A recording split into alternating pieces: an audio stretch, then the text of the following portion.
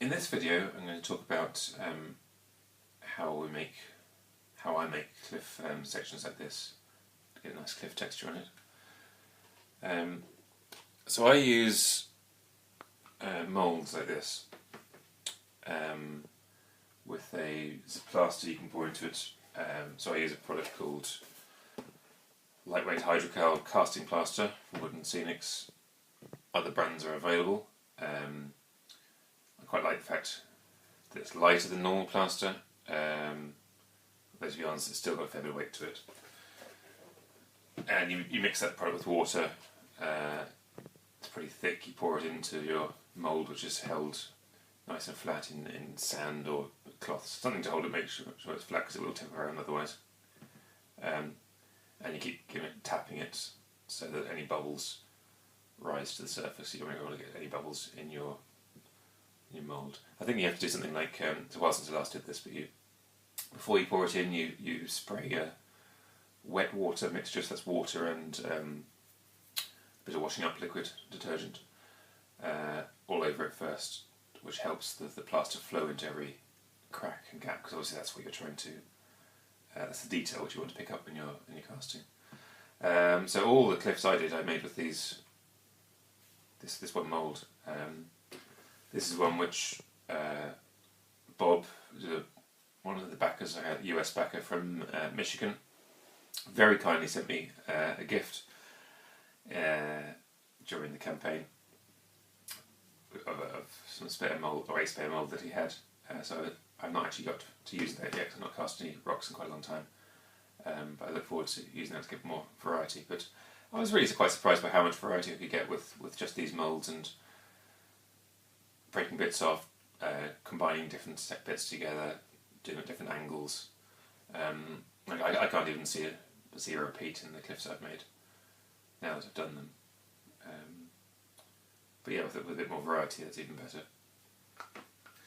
So what you do once you poured it out, you sort of press the sections out, and then sometimes it breaks a little bit. So this mould here, for instance, which is my favourite mould, but this bit here comes so close to the surface that it inevitably cracks along here.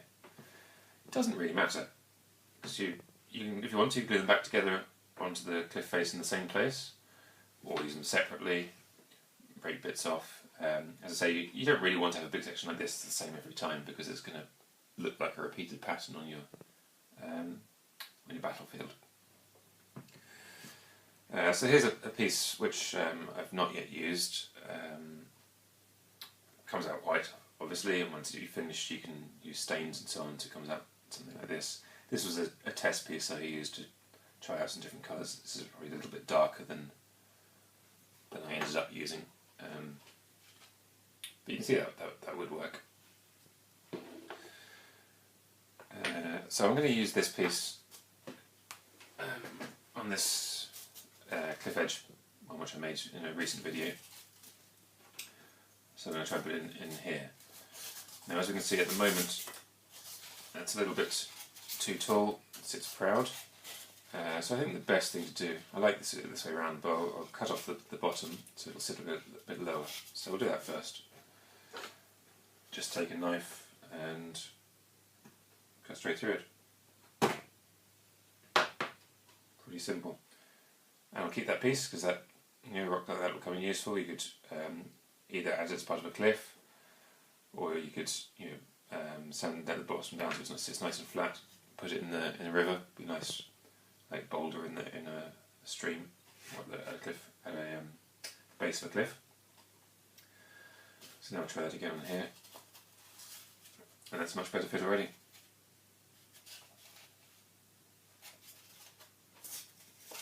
So what I'd do then, probably if I had the time, what I might do is glue this straight on, and then worry about this bit afterwards.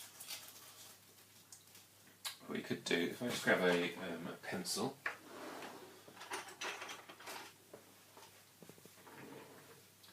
and to get a rough idea of the shape, so it's going to, I need a piece like this curvature probably, getting that. So yeah, you can use a hot wire cutter.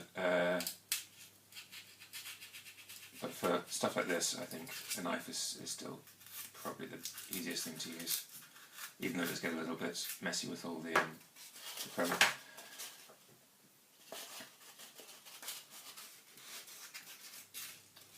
So just keep trial fitting until you get close enough a bit at a time. You can see I'm not being particularly careful here.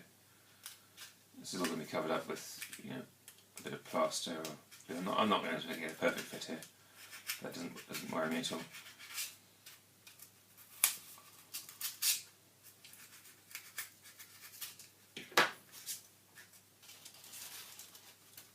Okay, getting closer. So you can see here, this bit here I want to take off next.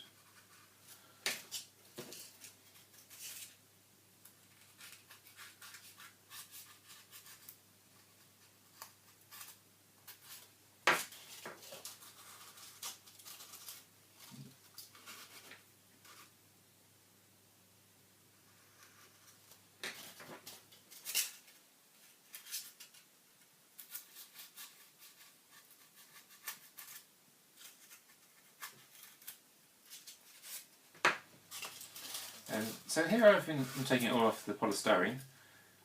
Equally, what you can do, I'll just show you this first because it's worth seeing. If you get some sandpaper, you can just sand some off the rock. It'll sand off quite quickly.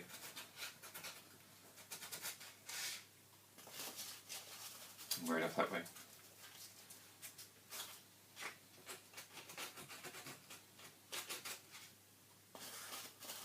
Obviously, bear in mind that when you're sanding down the plaster, you're taking off any detail from there. So you want to be limited to where exactly you do that. But say for instance here at the edge, I might want to make this a bit smoother so it'll join up to the one next to it a bit better.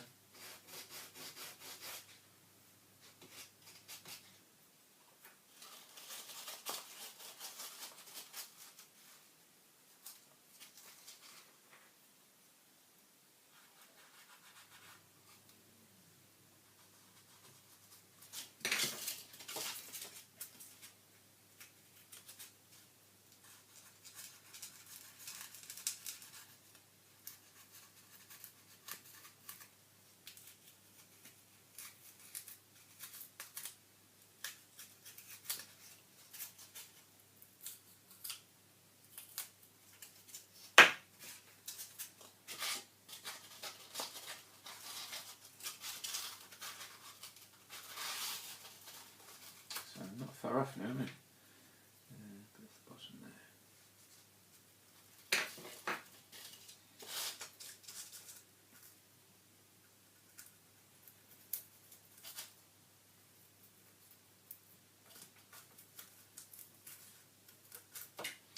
there. I'm using a curved blade here. It really doesn't matter, that's just what I happen to have handy. The pointy straight one will do just as well.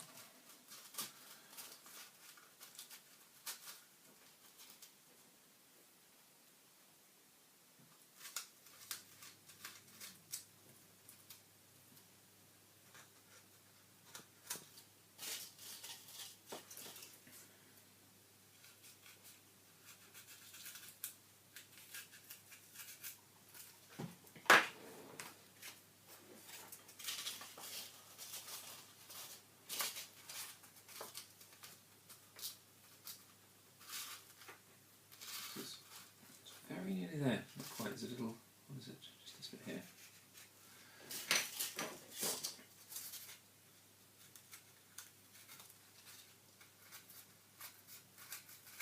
So I think probably the cliff pieces take the longest to make, but they have so much reuse in different setups. But, you know, I've never felt like they're not worth it, not worth the effort. Yep, that's about it.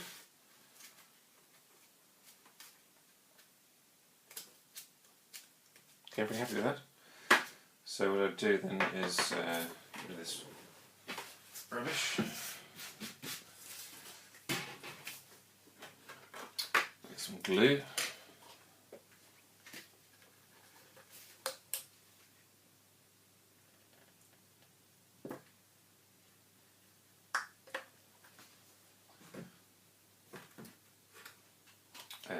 Plastic I use for my glue spreading.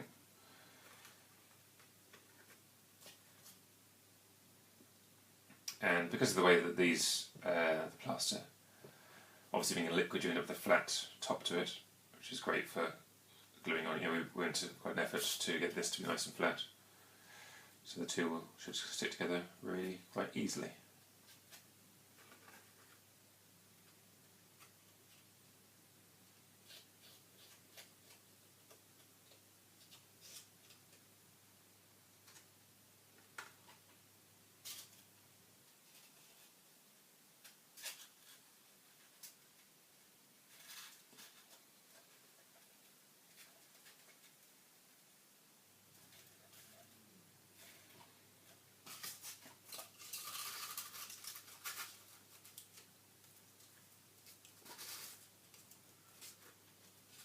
Okay, and I'm happy with the slope as well, so I'll glue that at the same time.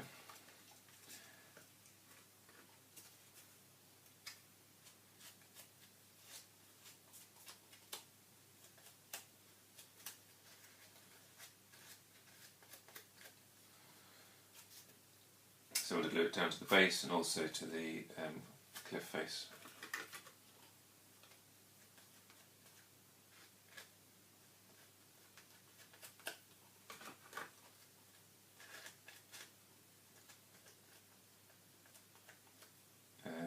This tool is useful for getting a thin film, so it's not going to splurge out the sides.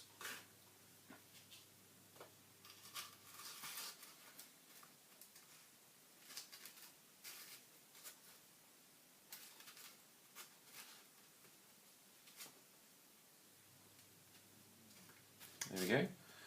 Okay, I think I'm pretty happy with that. Could perhaps stick on one of these odd bits of rock, you know, and a gap there, or you could sand it down a bit and just have turf there, whatever you like. This stuff is very forgiving, and you know, natural cracks like this look fine, especially if you put a bit of turf in the gap where, you know, there's the sort of gaps where plants do grow.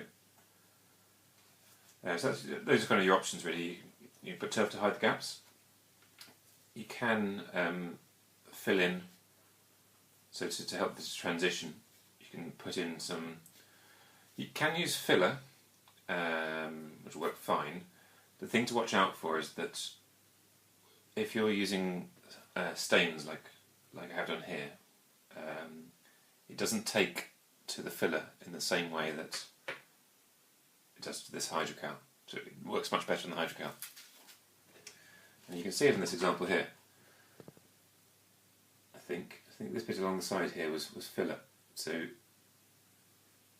under close inspection you can see that it's sort of more putty-like. It hasn't taken the colour in the same way, but it does still work.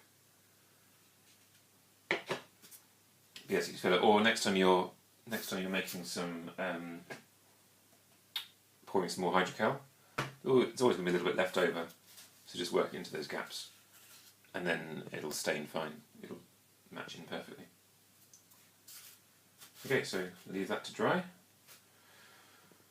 Then stain it, paint it, texture it, turf it, and you're done. Okay, thank you.